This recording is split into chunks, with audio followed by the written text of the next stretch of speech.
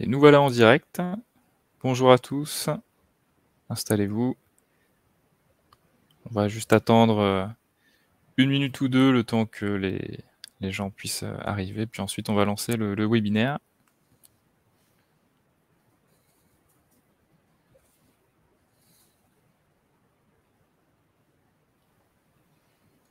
Hop. Le nombre de personnes connectées monte, tout va bien.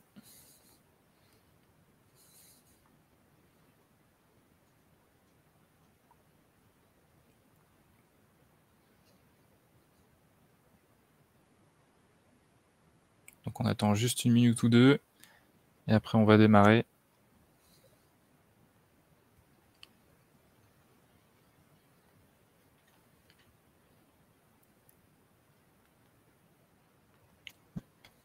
C'est magique, la présentation apparaît.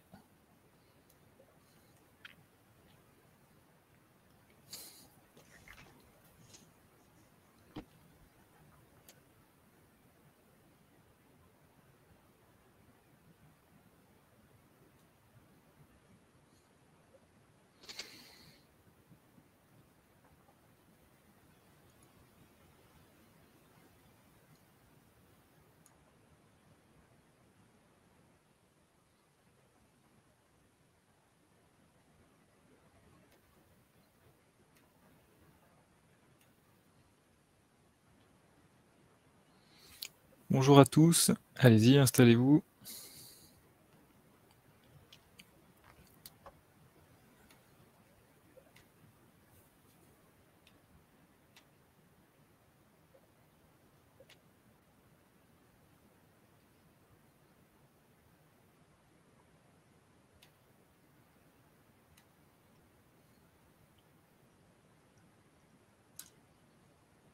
Donc avant de démarrer, donc voilà, je vois que vous avez bien pris possession du chat.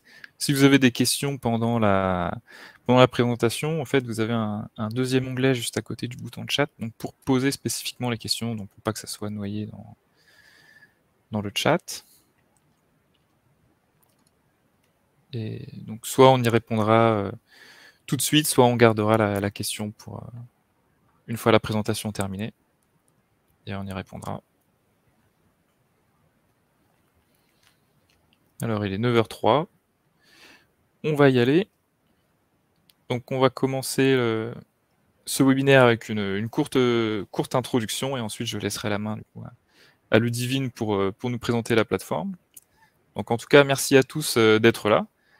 Donc on va démarrer ce webinaire donc, sur la plateforme PEMI, donc de la Maison des Sciences et de l'Homme en Bretagne.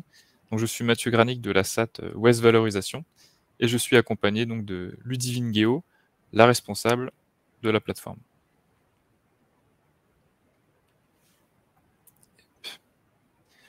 Donc pour ceux qui ne connaîtraient pas en fait la SAT, donc très rapidement, on est l'opérateur de valorisation de la recherche publique en Bretagne et Pays de la Loire.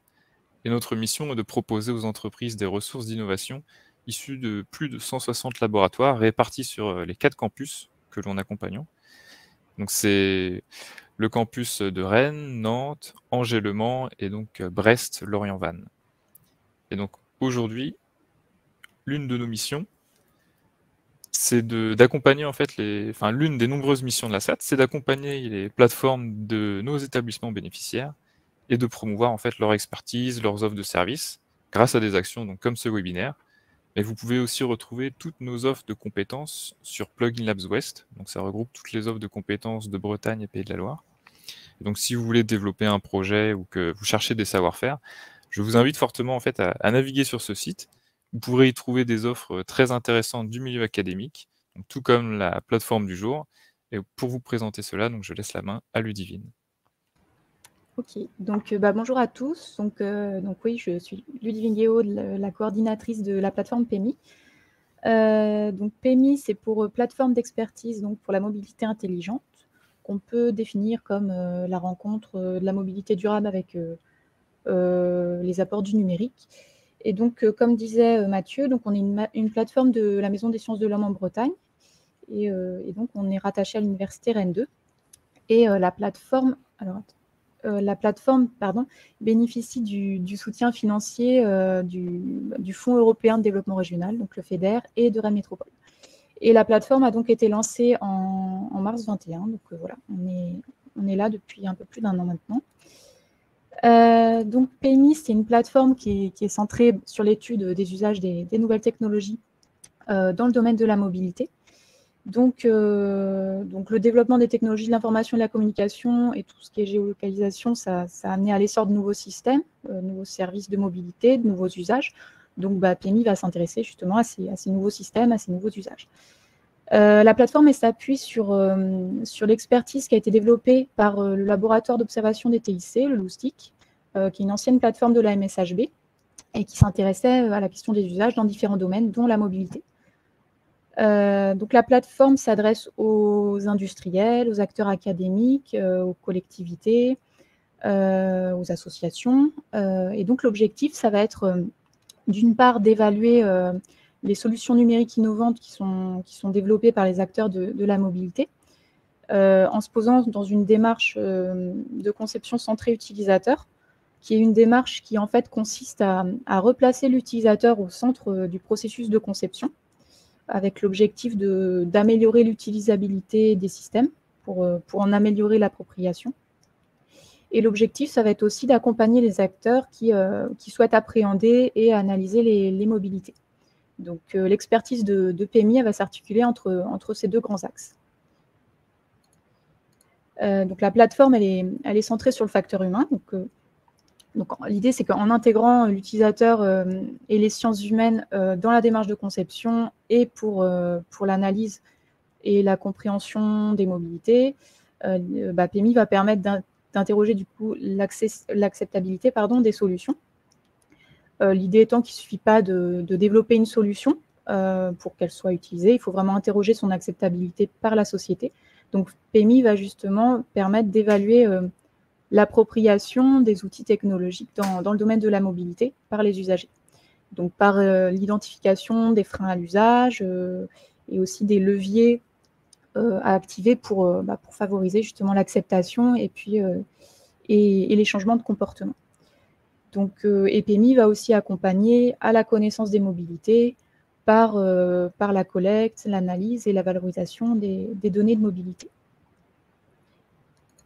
Donc PMI peut accompagner les acteurs à différents stades de l'innovation. Donc ça peut être en amont de la démarche de l'innovation. Ça peut être au moment de l'expérimentation d'une solution, en accompagnant par exemple en accompagnant à l'expérimentation, en participant au montage de protocoles, à la proposition aussi de services d'enquête, de tests, etc.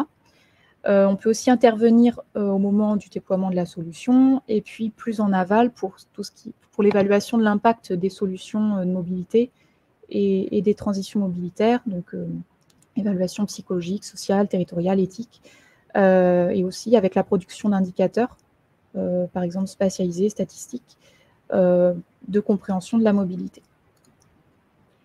Donc on s'intéresse sur la plateforme aux usages du numérique dans le domaine de la mobilité. Donc l'intégration du numérique dans le domaine de la mobilité, ça a par exemple permis l'essor d'applications qui vont fournir des informations sur le trafic en temps réel, qui vont favoriser le report, par exemple, vers des moyens de transport qui vont être peut-être plus économes en termes de coûts, en termes d'énergie, de temps, donc qui vont améliorer la sécurité. Enfin voilà. Donc le champ d'intervention de PMI peut couvrir un large éventail de domaines, donc comme la billettique, l'aide au stationnement, l'accessibilité, les systèmes embarqués, le MaaS, donc mobilité as a service, voilà. Et donc sur PMI, on va proposer plusieurs types de services autour des deux axes que j'ai décrits. Donc le premier axe, il concerne l'accompagnement à la conception. Donc je le disais, la démarche de conception centrée utilisateur, ça consiste à intégrer l'utilisateur dans les différentes étapes de la démarche de conception. Donc on peut intervenir à différents moments de la démarche, avant, pendant ou après. Donc on va par exemple proposer d'analyser les besoins et les caractéristiques de l'utilisateur. On va également proposer un service d'évaluation des difficultés d'usage ça peut être en phase de conception ou lors des premières confrontations, ou même sur une solution existante. Et puis sur le deuxième axe, qui concerne l'analyse des mobilités, on va aussi accompagner à la collecte de données de mobilité individuelles, à l'analyse statistique et spatiale de données de mobilité et à la valorisation des données de mobilité. Donc, je vais revenir un petit peu sur chacun de ces services un peu plus en détail.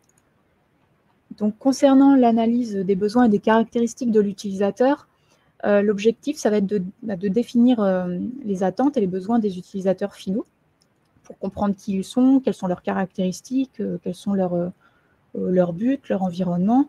Et donc, c'est une phase qui va intervenir en amont de la démarche de conception. Et puis pour cela, on va utiliser des méthodes telles que l'observation, les entretiens, les enquêtes par questionnaire, etc. Voilà, donc on va également proposer d'évaluer l'utilisabilité, c'est-à-dire pour aller vite les difficultés d'usage des solutions développées.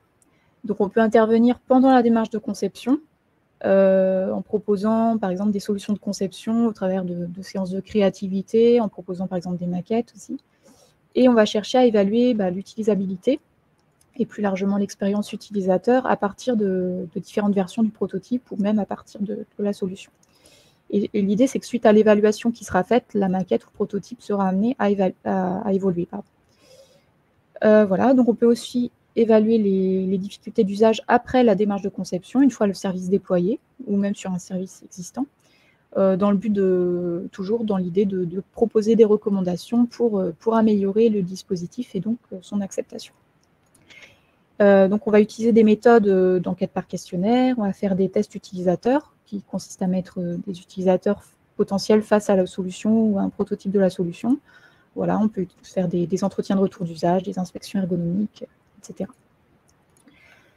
Concernant l'axe collecte, analyse et valorisation des données de mobilité, on va accompagner à la collecte des données individuelles de mobilité avec la mise en place de protocoles de collecte, avec la prise en compte aussi et l'accompagnement sur tout ce qui est encadrement légal pour que ça se fasse dans le respect des règles du RGPD. Également, on va structurer les données,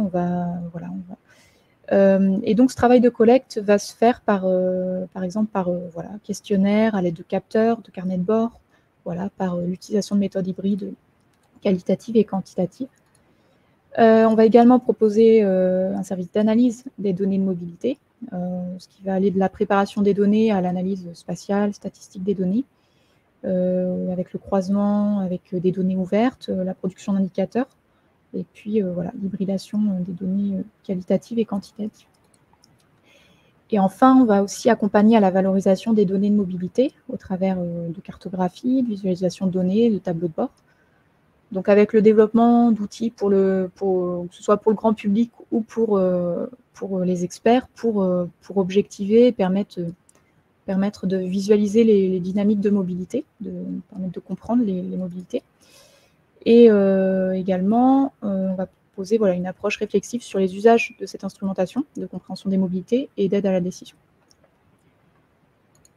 Donc pour cela, la plateforme elle dispose de matériel pour l'observation des comportements humains et pour la réalisation des études. Donc on a par exemple une régie audiovisuelle qui permet l'observation des comportements et l'enregistrement en temps réel.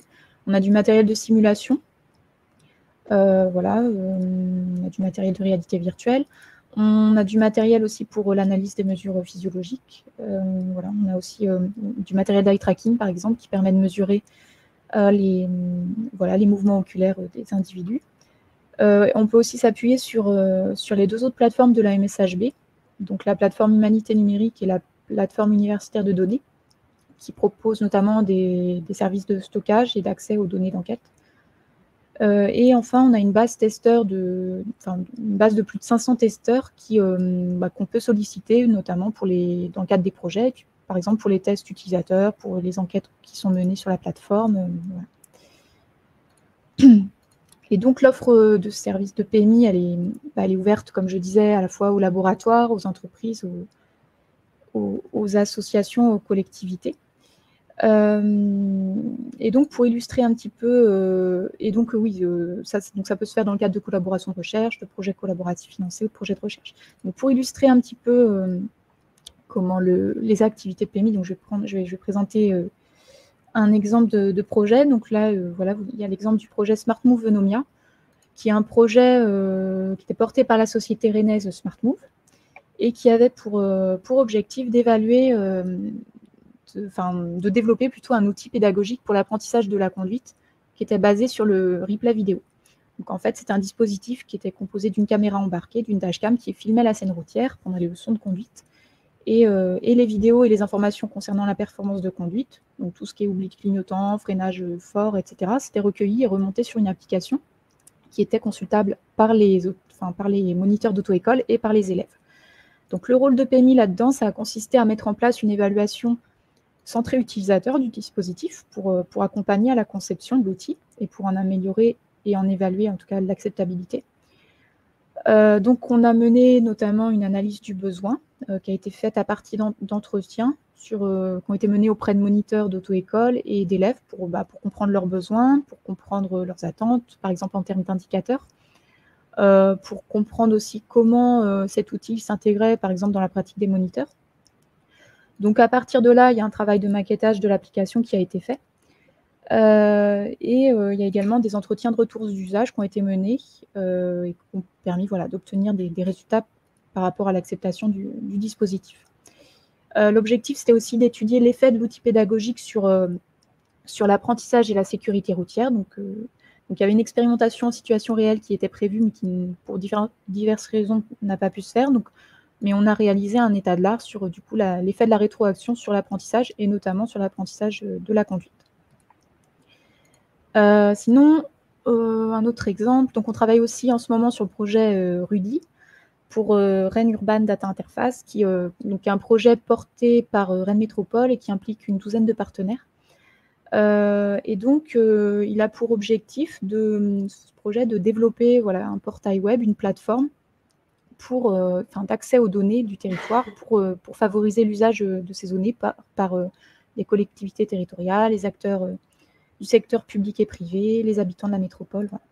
Donc, il a notamment pour objectif de permettre en fait aux particuliers de renforcer leurs connaissances et leur contrôle sur l'usage de leurs données personnelles.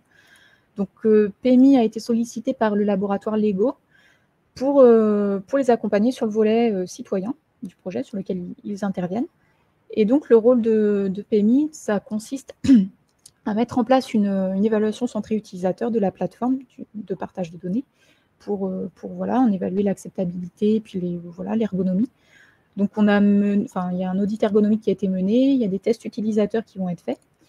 Et le rôle de PMI, ça va aussi consister à mettre en place une étude expérimentale pour tester les effets différenciés de plusieurs facteurs d'acceptabilité sur le partage de données et l'adhésion au projet. Donc, en gros, on va tester plusieurs versions d'interface que l'on va maqueter et puis on va regarder l'effet sur l'intention de partager ces données. Et voilà. Et même si ce n'est pas encore tout à fait lancé, je peux également citer le projet FabMob VZH, donc Fabrique des mobilités durables en Bretagne. Donc, il y a un projet qui vise à construire une recherche appliquée partenariale dans le domaine des mobilités durables en Bretagne. Donc, l'objectif, c'est notamment de créer un observatoire pour produire une connaissance partagée sur les mobilités alternatives à la voiture individuelle, et puis constituer un laboratoire d'innovation multipartenariale pour expérimenter de nouvelles offres de services et des conseils en écomobilité.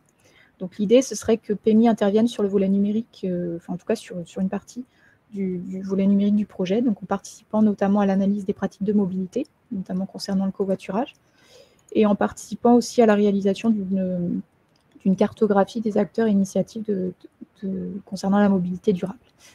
Et également, même si c'est en projet, on pourrait prendre part aussi à une expérimentation sur l'effet de la réalité virtuelle sur la conversion au vélo des étudiants. Et voilà, donc je peux également, pour terminer rapidement, citer en fait d'autres projets dans le domaine de la mobilité qui ont été menés sur la plateforme Loustic, dont est issu PMI, et qui ont été impulsés par la MSHB. Donc, je ne vais pas tous les citer, mais je peux par exemple citer, on a travaillé du temps du Loustic à plusieurs reprises avec Mobilité Tech Green, qui est une société rennaise qui développe des solutions dans le domaine de l'autopartage en entreprise. Donc, on a travaillé on a pu mener du temps du Loustic une étude d'acceptation qui d'ailleurs a donné lieu à une publication. On a réalisé des tests utilisateurs sur différentes versions de la solution, voilà. On a travaillé avec aussi Rennes Métropole sur des projets qui étaient retenus dans le cadre de l'appel à expérimentation in-out. Voilà, je vais passer. Et je peux également citer le projet, par exemple, Wave Me Up, qui était un projet qui visait à développer une radio personnalisée et contextualisée pour les véhicules. Donc là aussi, là-dessus, on a créé, on a évalué l'acceptabilité de la solution, on a regardé l'effet d'une telle solution sur la sécurité routière au travers d'expérimentations sur simulateur de conduite. Et puis voilà, je peux parler aussi du projet Appiant qui vise à développer une application GPS piéton pour les personnes à mobilité réduite. Voilà. Donc oui, l'offre de services de PMI, elle est, comme je disais, ouverte aux entreprises, aux associations, aux collectivités. Donc par exemple, on devrait normalement travailler, enfin on va travailler avec Rennes Métropole, également les laboratoires, donc dans le cadre de collaboration de recherche, projet collaboratif financé, projet de recherche. Et donc juste pour terminer, pour présenter l'équipe, donc on est actuellement 2 ingénieurs, donc moi à la coordination et puis mon collègue Thibaut qui est ingénieur ergonome. Et on va prochainement accueillir 2 autres ingénieurs sur l'axe plutôt, l'axe 2, donc collecte, analyse et valorisation des données. Et donc l'un d'eux travaillera notamment sur l'analyse des données de mobilité professionnelle dans le cadre de projets autour des démarches de responsabilité sociétale des entreprises, RSE. Donc. Et voilà. Et donc à la direction scientifique, on retrouve Sandrine Depeau et Boris Merisquet, qui sont enseignants-chercheurs et membres du laboratoire Espace et Société. Voilà, donc je vais m'arrêter là et repasser la main à Mathieu. Oui, merci Ludivine pour ta présentation, c'était très intéressant. J'ai vu que tu avais répondu dans la foulée en plus à l'une des questions. Ah, j'ai pas vu les questions. Donc, je vais regarder. Du coup, il y avait une question qui nous demandait justement de parler un petit peu de l'équipe, de combien de personnes elle était composée. Donc on va ensuite s'arrêter sur les autres questions. Donc on avait la question de Françoise Paquin-Segui, donc qui demandait quelles sont les compétences. Donc je suppose c'était au moment de présenter les matériels et ressources, et du coup elle demandait donc quelles étaient les compétences des personnels, je pense, de la plateforme. Ouais. Alors donc comme je le disais, alors moi par exemple donc Thibaut, mon collègue et moi, alors on a plutôt un profil psychologie ergonomie. Donc moi psychologie sociale et puis donc Thibaut ergonomie. Donc et puis on va, comme je disais, accueillir deux autres personnes qui elles auront plus un profil analyse des mobilités, enfin plus géographie. Par exemple, on va recruter un ingénieur en géomatique qui va travailler, comme je disais, sur des projets autour de la démarche RSE en entreprise, donc pour analyser les mobilités professionnelles. Donc voilà pour les compétences de l'équipe. Donc, je ne sais pas si ça répond à la question. Si. Ah, les questions s'enchaînent. Ah. D'accord. Mais de rien, Françoise. Alors, ensuite, nous avons une autre question. Donc, quel est le territoire auquel s'adresse la plateforme PMI? Alors, en fait, la plateforme PMI, comme je disais, donc on est cofinancé donc pour une durée en tout cas de 27 mois pour le moment par le FEDER et Rennes Métropole. Donc, de ce fait, la plateforme, elle s'adresse, en tout cas, elle vise à accompagner plus particulièrement des projets qui visent à bénéficier aux habitants du territoire breton. Donc pour autant, on peut travailler avec des acteurs d'autres, qui ne sont pas forcément issus du territoire breton, mais toujours dans l'idée qu'il faut que ça serve aux habitants du territoire breton. Donc il faut que ce soit des projets, par exemple, qui soient expérimentés, pour lesquels des expérimentations sont menées sur le territoire breton, ou en tout cas pour lesquels la solution vise à être déployée sur le territoire. Donc voilà, donc c'est ouvert à tous les acteurs, mais toujours dans cette idée de bénéficier aux acteurs du territoire breton. Donc par exemple, si on a un acteur, je ne sais pas, à Strasbourg, si son projet peut être transposé sur Rennes, on est dans le périmètre. Ouais, c'est ça.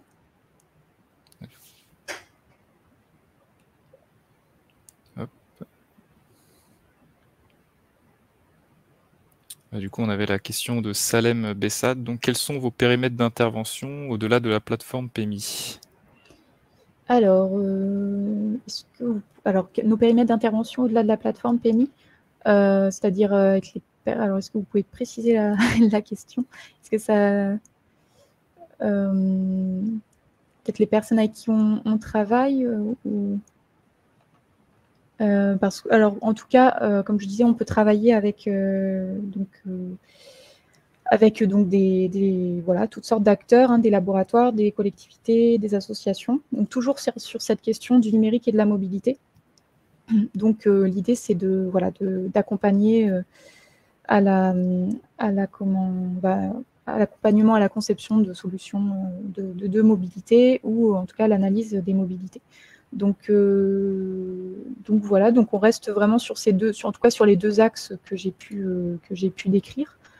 Et donc l'idée, c'est aussi l'un des objectifs aussi de la plateforme, c'est de favoriser la recherche partenariale aussi, d'être une interface entre le monde académique et le monde socio-économique. Donc l'idée, c'est aussi de justement travailler avec des laboratoires, pas uniquement avec des entreprises, c'est aussi travailler dans le cadre de projets de recherche et puis d'impulser en tout cas des projets de recherche et des collaborations entre le monde académique et le monde socio-économique. Donc si par exemple on a une demande qui vient qui peut-être dépasse justement qui dépasse peut-être le champ de compétences de PMI, mais pour lequel on sait que des chercheurs, des unités qui sont fédérées par la MSHB ou autres, si on voit que leur expertise pourrait être intéressante sur un projet, on va essayer de faire ce lien entre les chercheurs et puis les acteurs, enfin les partenaires. Okay. Bon, j'espère qu'on a répondu à votre question. Si jamais c'était pas tout à fait ça, n'hésitez pas à repréciser dans l'onglet. Alors ensuite, question suivante. Donc on a Sybille Thureau, donc de la MSH Sud, qui apparemment t'a croisé au salon innovatif SHS, qui demande si, dans le cadre d'un projet sur la ville de Montpellier, donc ils peuvent venir solliciter l'expertise de PMI. Oui, alors il y a toujours cette idée qu'il faudra analyser si effectivement si ça peut être bénéfique à la métropole. Si ça peut être transposé à Rennes. Donc, en tout cas, a priori, comme ça, je dirais oui. Après, il faut voir si ça peut être transposé toujours à Rennes sur le territoire breton. Si on considère que ce qu'on va observer sur la mobilité étudiante sur la ville de Montpellier, c'est transposable à Rennes, normalement, c'est bon. Oui, effectivement, comme Rennes étant aussi une très grosse ville étudiante, les problématiques de Montpellier devraient pouvoir être applicables. C'est ça. Ok. Ensuite, nous avons une question de Jean-Baptiste Lecorf, qui demande si vous avez des perspectives pour pérenniser PMI à l'issue du financement FEDER. Oui, alors c'est l'objectif des 27 mois de projet, c'est de trouver un modèle économique pour pérenniser PMI. Alors, on est en train d'y réfléchir. On n'a pas rien de complètement arrêté pour le moment, mais on envisage. On veut voir si on peut fonctionner sur la base de collaboration de recherche, comme ce qu'on met en place actuellement. Ça va être l'objectif des 27 mois, de voir si cette solution elle est envisageable ou s'il faut trouver d'autres moyens pour pérenniser la plateforme. Mais en tout cas, c'est l'objectif des 27 mois de travailler. On est en train de réfléchir à la manière de pérenniser la plateforme. Ok, très bien. Donc un modèle économique qui permettrait de pérenniser la plateforme. Alors oui, qui sont les testeurs de PMI et comment sont-ils recrutés? En fait, alors les testeurs, nous on communique, notamment là on a un gros vivier avec Rennes 2 on est sur le campus, à côté du campus de Rennes 2, donc on communique auprès des étudiants, mais pas que, on essaie de communiquer auprès de personnes assez variées. Et donc au niveau des profils, alors j'ai plus en tête les dernières stats, on va dire, les dernières stats sur la composition de l'échantillon, mais en gros, c'est composé essentiellement de personnes de Rennes Métropole, Il y a différents âges qui sont représentés. Il n'y a pas que des étudiants, il y a différentes personnes. Et donc voilà, donc c'est assez varié. On essaie en tout cas d'avoir comme ça un échantillon qui soit le plus représentatif possible de Rennes Métropole. Après, voilà, il y a toujours un peu des biais de recrutement quand on crée un panel, notamment sur sur les solutions numériques innovantes. Mais après, voilà, si on recrute pas uniquement via la base testeur. Si par exemple, là, je vois l'exemple du projet Smart Move, voilà, on avait besoin d'accéder, d'expérimenter auprès de moniteurs et d'élèves d'auto-école. Là, on a été nous-mêmes chercher, on a consulté, on a par exemple sollicité le CNPA, qui est un syndicat d'auto-école. Voilà. On n'utilise pas uniquement ce biais-là, mais en tout cas, voilà, ce qui est bien, c'est que voilà, quand on a une solution qui doit être testée sur un panel, sur une cible précise, comme ça, on peut par exemple cibler en termes d'âge, en termes de voilà, on a différentes parmi les données qu'on a sur les personnes qui composent le panel. On a tout ce qui est variables sociodémographiques. Donc on peut voilà, déjà essayer d'obtenir des échantillons contrôlés sur ces variables-là. Et puis on a aussi tout ce qui est variables de mobilité. Donc on a des personnes qui conduisent, qui ont plutôt tendance à utiliser la voiture, d'autres qui utilisent d'autres modes. Donc voilà, on a des données sur leurs variables de mobilité, puis on peut aussi du coup les recruter sur cette base-là. Donc voilà, et leur usage du numérique aussi. Voilà. Voilà, je ne sais pas s'il y a d'autres. Oui. Alors pour l'instant, je pense qu'on a fait le tour des questions. N'hésitez pas à y aller. On va attendre quelques secondes au cas où certains seraient en train de taper leurs questions. Alors,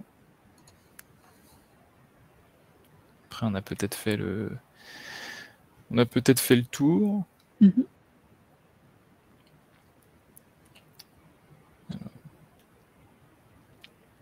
ne sais pas si tu as un petit mot pour la fin, Ludivine. Non, voilà, en tout cas, en tout cas, faut pas, voilà, si j'ai pas répondu déjà à toutes les questions, n'hésitez pas à me contacter, il y a pas, j'y répondrai avec plaisir. Et puis après,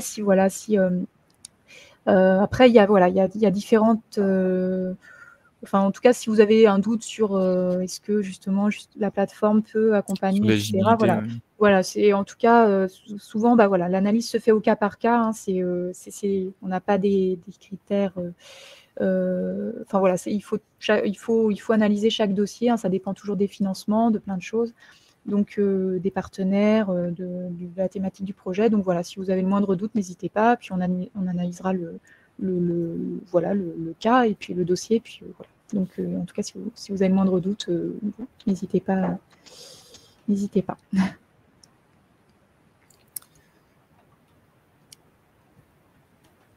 Bon.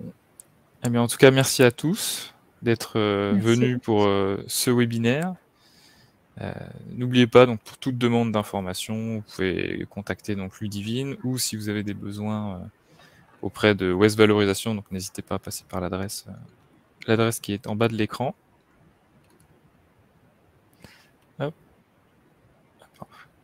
Et n'hésitez pas non plus donc, à nous suivre sur Plugin Labs West donc, pour être tenu au courant de toutes les offres de compétences. À la suite de ce webinaire, donc, vous recevrez tous un email avec le support et un lien vers le replay. Donc voilà, merci à tous d'être passés et bonne journée à tous. Merci à tous. Au revoir.